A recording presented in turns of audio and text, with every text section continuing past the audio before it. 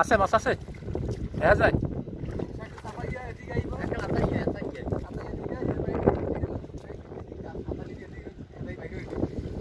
গাছের যে গোড়া, গোড়ার ভিতরে তো মাছ থাকা লাগে।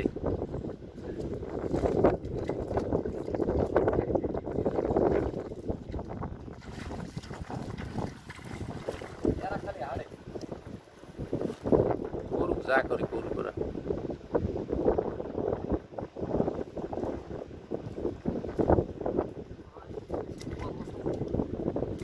এই গাতার মধ্যে তো আর বড় মাছ ঢোকার কোনো সুযোগ নেই।